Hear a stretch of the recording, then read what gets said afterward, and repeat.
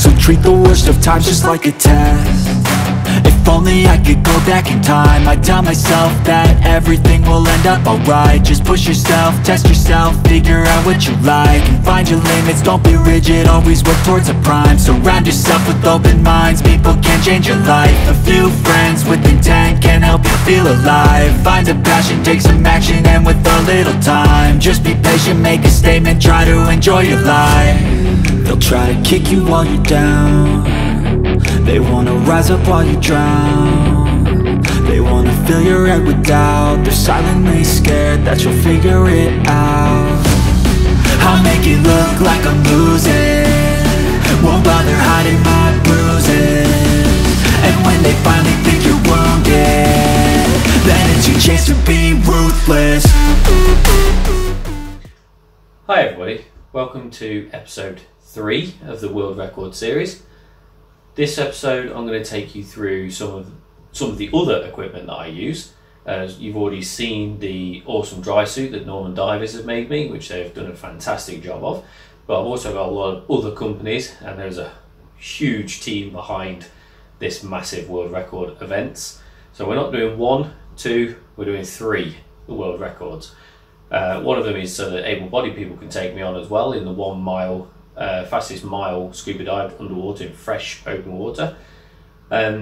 This episode you're going to see a few different things as well. You're going to see some bits I've made, some bits that have been given in by other companies, and special bits, and also maybe some of the honeymoon that we've just been away on. So these world record series are catching up quickly. The next one will be the event, which we'll see whether I did it or not. Okay, let's take a look.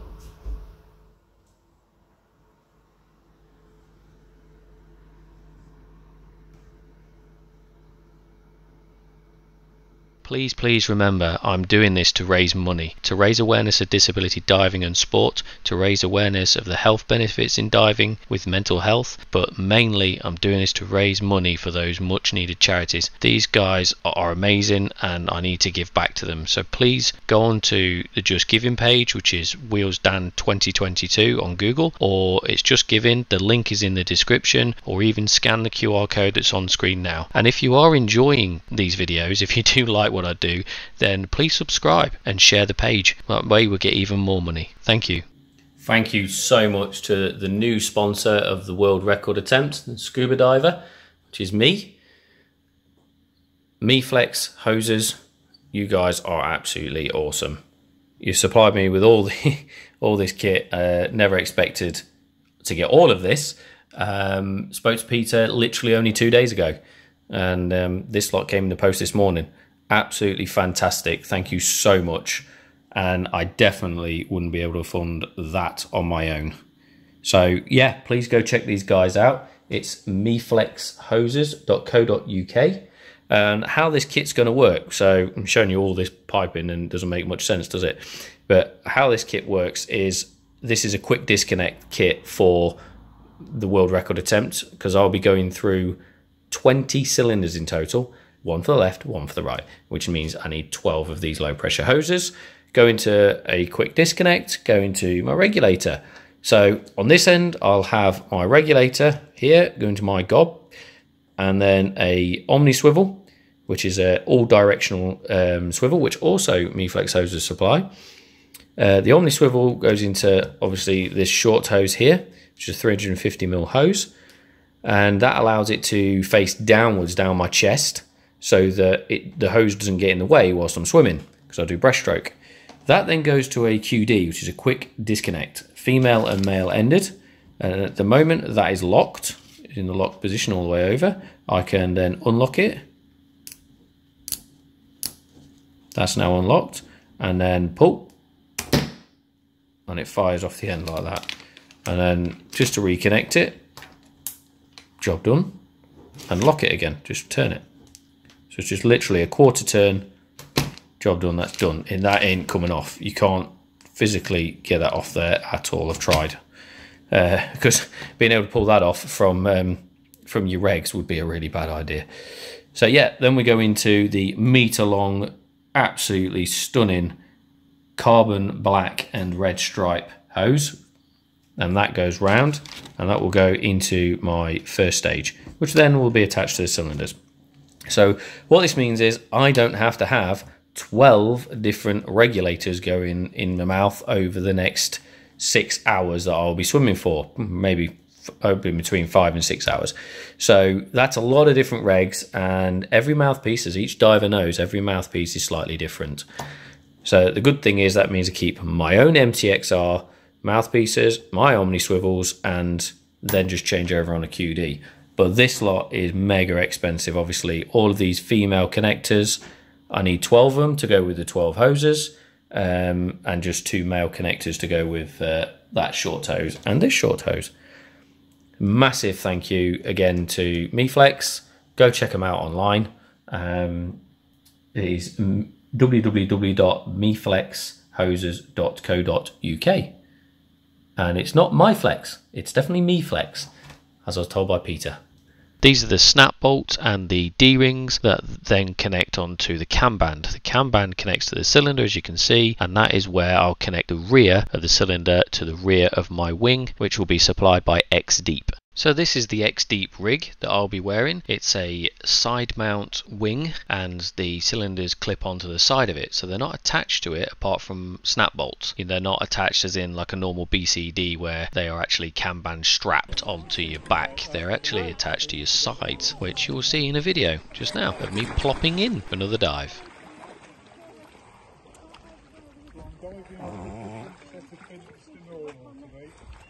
So as you can see, this is how the rigging kits look. The first stage is connected to the cylinder, then you have 2 hoses, one's your inflator hose and the other one is your regulator hose. You also have a third hose, which is your high pressure hose. That shows how much pressure is in your cylinder. They all run nice, neatly and tidily down the side of the cylinder and loop back up again inside the Snoopy loops, which are actually just inner tubes. Thank you so much to Miflex and Marez for supplying all this kit. You guys are amazing.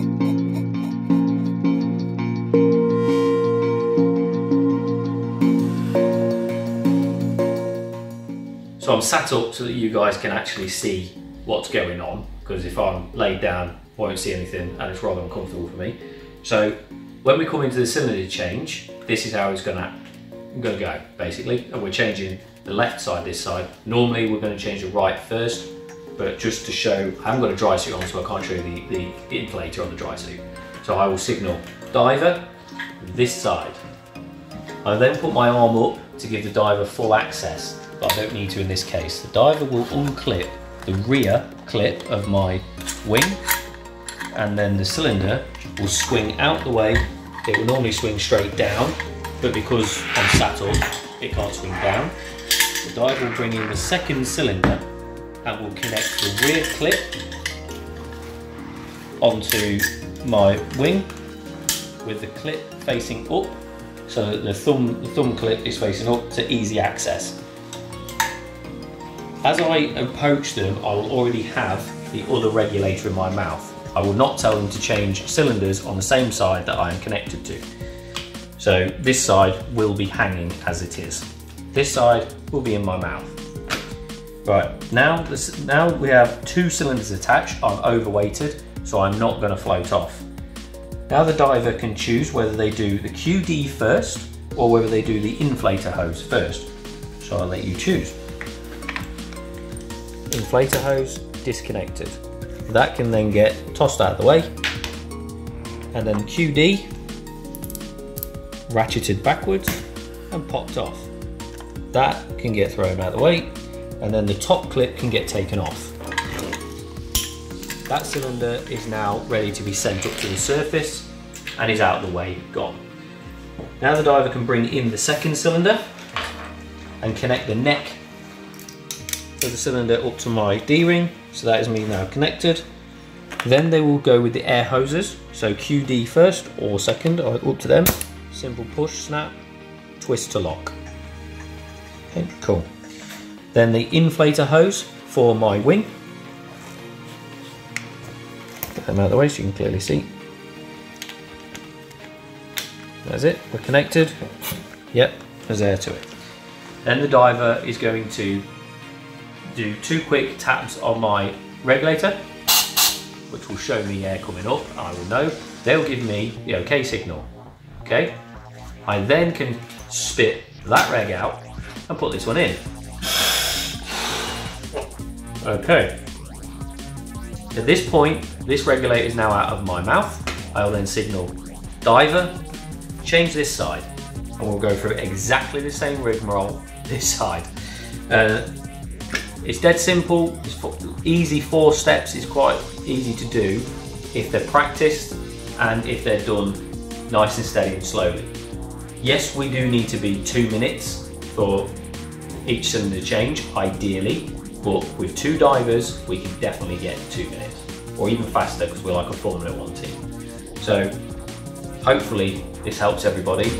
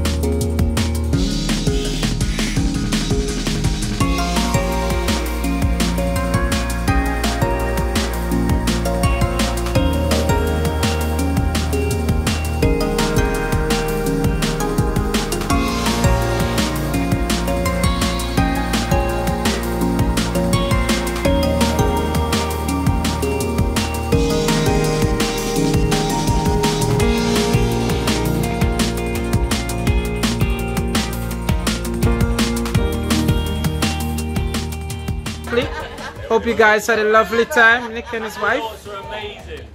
Lovely. And looking forward to seeing you joining the Aquanauts team again. Woo! Yes. And happy 100 dives! Woo! 100 dives! Grenada, baby!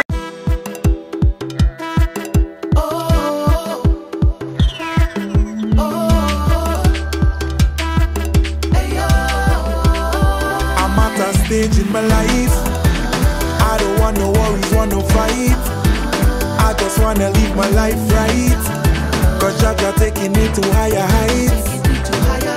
A stage in my life where it's just good vibes only and good times only.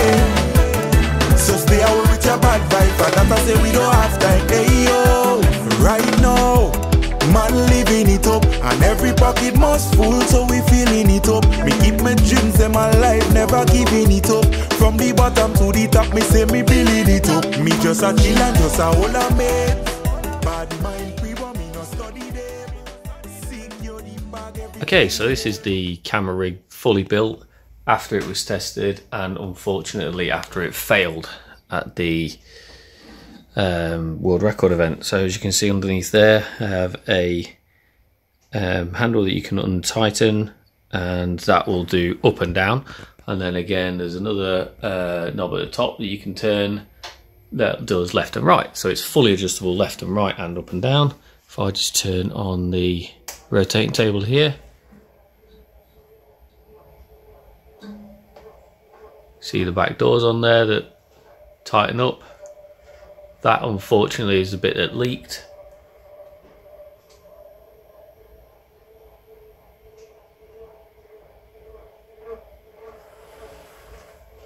So yeah, pretty cool really. Weight's obviously strapped onto the bands that hold them together. And when it turns around, I'll turn it off. There you go. So it's the back end of it, and these are the doors. You just unscrew those doors there. As you can see, they have a O-ring in the back of them. I think that the problem was maybe a little bit too much grease in here when it was closed up, but I also do feel that the O-rings are definitely not big enough to seal against that flat face there.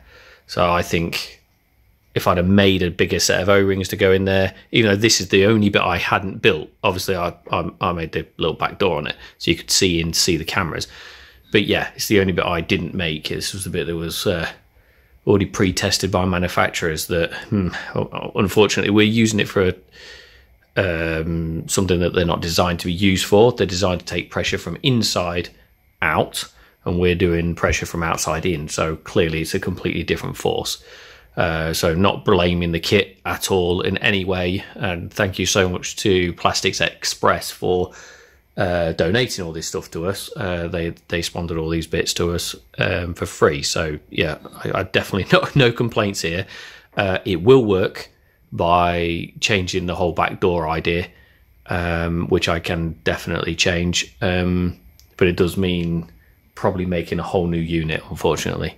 So because I need to disconnect this bit here, and that's now glued internally, externally, and got a press fit seal in there, so that's never going to be able to get to. So none of the internals leaked.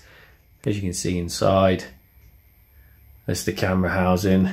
It's a bit dark in there because no lights, and that's the housing to hold the battery bank and the cable that goes inside the camera unit.